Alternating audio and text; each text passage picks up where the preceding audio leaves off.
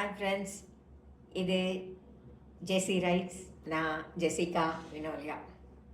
இந்த ஜெஸி rights channel என்னோடது. தொடர்ந்து பாருங்கள், சப்ஸ்கிரைப் பண்ணுங்கள், உங்கள் ஃப்ரெண்ட்ஸோட ஷேர் பண்ணிக்கோங்க.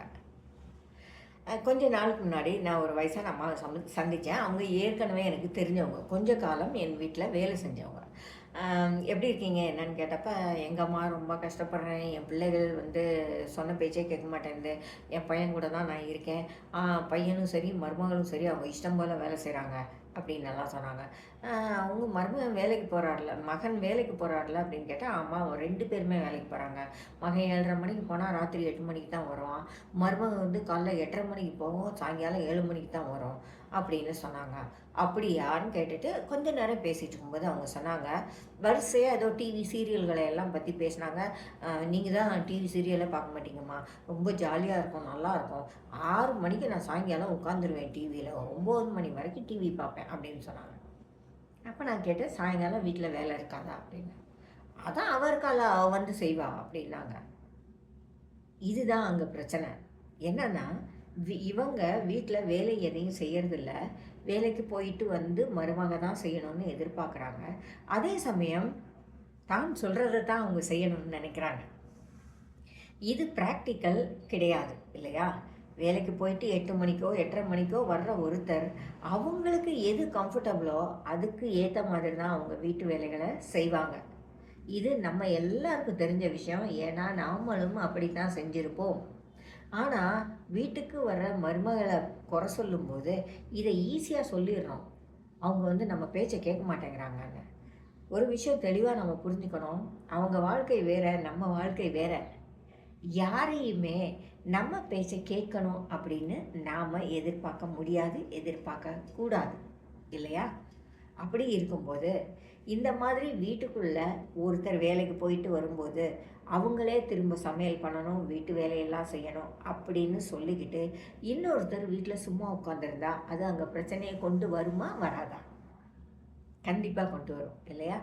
ஆகையினால கொஞ்சம் உறவுகளோட நம்மளுடைய ரிலேஷன்ஷிப்பை பெட்டராக பில்ட் பண்ணுவோம். நம்ம ஆண்டவரோட பிள்ளைகளாக இருக்கோம். ஆண்டவர் நமக்கு பலத்தை கொடுத்துருக்கார், அறிவை கொடுத்துருக்கார்.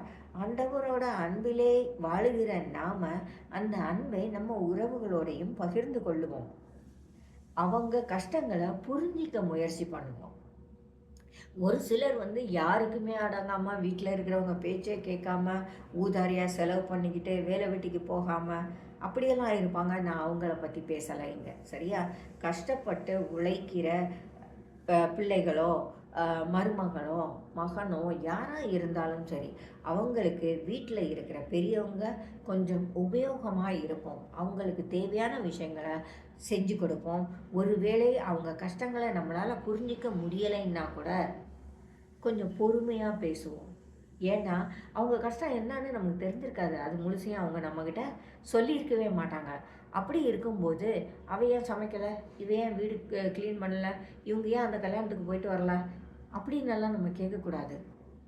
ஏன்பா உன்னால் அந்த முடியலையா, நான் வேணால் போயிட்டு வரட்டுமா, அல்லது நான் வேணால் செஞ்சு தரட்டுமா, இப்படி கேட்டு பாருங்கள். உங்களோட சூழ்நிலைகள் வேறு மாதிரி ஆகும். உங்களுக்கும் உங்கள் மருமகளுக்கும் உங்கள் பிள்ளைகளுக்கும் இடையில இருக்கிற ரிலேஷன்ஷிப் வேறு மாதிரி ஆகும். எப்போதுமே ஒரு விஷயம் மறந்துடாதீங்க, உறவுகளுக்குள்ளே எவ்வளவு தூரம் நாம் அன்பாக இருக்கிறோமோ அது நம்மளுடைய உறவுகளை பெட்டராக ஆக்கும் இல்லையா? இதை நீங்கள் அனுபவத்தில் கண்டுபிடிங்க. யாரையுமே குறை சொல்லாதீங்க, அவங்க செய்கிறது தப்புன்னு சொல்லாதீங்க. ஏன்னா அவங்களுடைய கஷ்டம் நமக்கு தெரியாது, அதுதான் உண்மை. அதனால் இதை புரிஞ்சுக்கோங்க. எப்போவுமே சந்தோஷமாக இருங்க. உறவுகளோட அவங்களுக்கு தேவையான உதவிகளை செஞ்சு கொடுத்துட்டு அவங்களோட இணைஞ்சு வாழுறதுக்கு பாருங்கள். யாரையுமே குறை சொல்லாதீங்க. எல்லாருக்கும் கஷ்டங்கள் உண்டு, உங்களுக்கும் கஷ்டங்கள் உண்டு, அவங்களுக்கும் கஷ்டங்கள் உண்டு. மறந்துடாதீங்க, ஜெஸி ரைட்ஸ் இந்த சேனலை சப்ஸ்கிரைப் பண்ணுங்கள், லைக் பண்ணுங்கள், ஷேர் பண்ணுங்கள். Signing off Vinolia.